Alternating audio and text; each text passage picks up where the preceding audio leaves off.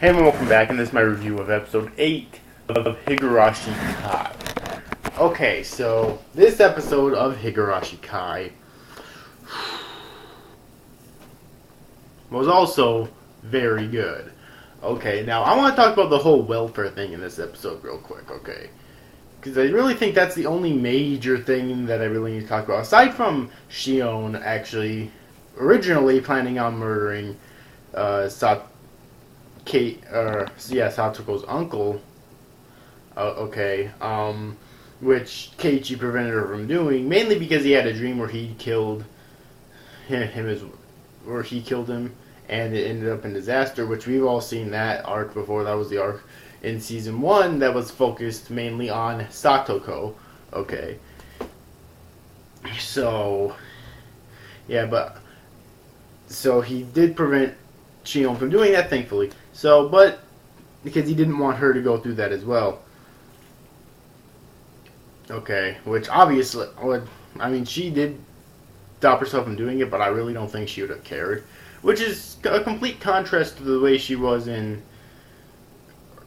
the 5th arc of the first season, to where she literally murdered Satoko in cold blood, although I think that was mainly due to misunderstandings and whatnot, blah, blah, blah. But anyways, I want to talk about the whole welfare thing in this episode real quick. Now, this is not going to go into a rant on welfare, but I do think it needs to be addressed because it's very important to this episode, okay? Apparently, welfare is contacted all the time, and in fact, they're contacted several times in this one episode about the abuse that Satoko's uncle puts her under, but they never do anything about it because, and I didn't realize this is the way it works in Japan, but maybe it is. I know this is the way it works in the US though. If the child states that there's nothing wrong, they'll leave.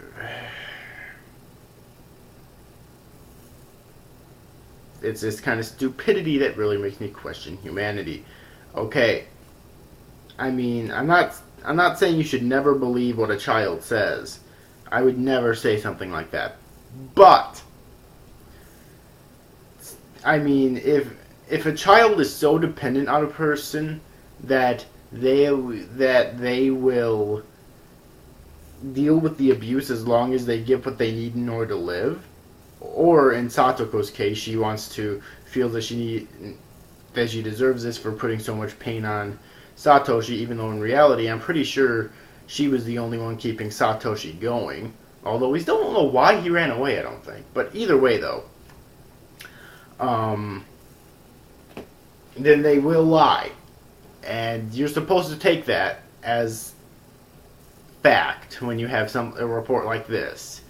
It's like, this is how welfare works in the real world, too. And it's fucking bullshit, okay? It really is. But this is a very realistic thing that can happen, okay?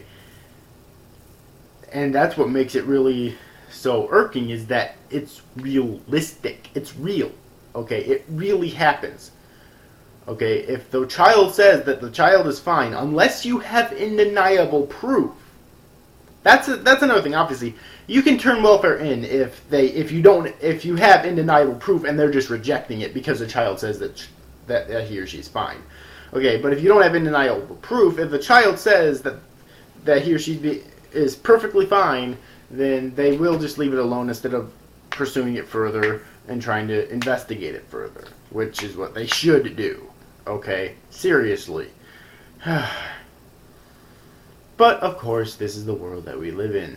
And again, I know this is an anime, but that's realistic, though, okay? And it's fucking disgusting, but it's the truth. Fuck. But anyway, so that was the most major thing that happened in this episode. I don't like how optimistic the Keiichi is, because I don't see what his plan could possibly be to stop Satoko's uncle, okay?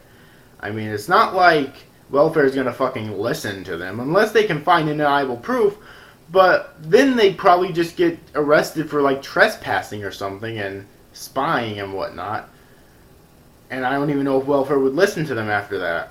I mean, they might, but they'd still probably get arrested and jailed for that. And unless they don't care about that, who knows? But either way, the only thing I could really think of that they could do at this point to convince welfare is to find undeniable proof, regardless of what the consequences to them might be later on, okay? Obviously, I know Shion would be willing to. I mean, she was willing to fucking murder...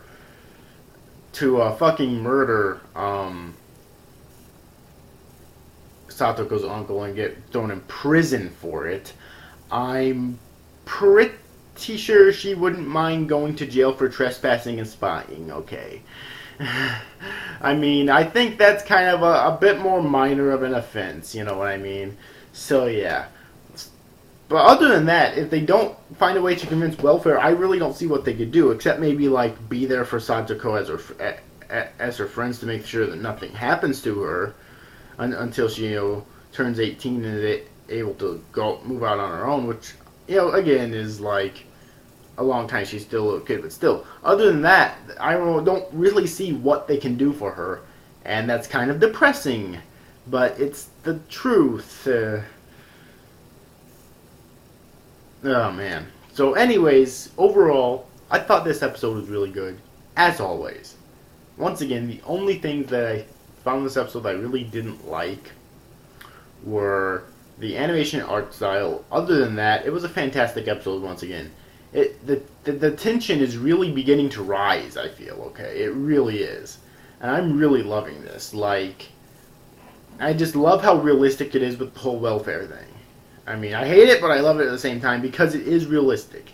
I mean, if welfare pursued it any further, then it would be completely fucking unrealistic. And yeah, so anyways, I think I'm going to wrap up this review, though. I definitely enjoyed this episode. I cannot wait to watch the next episode. This is getting really good.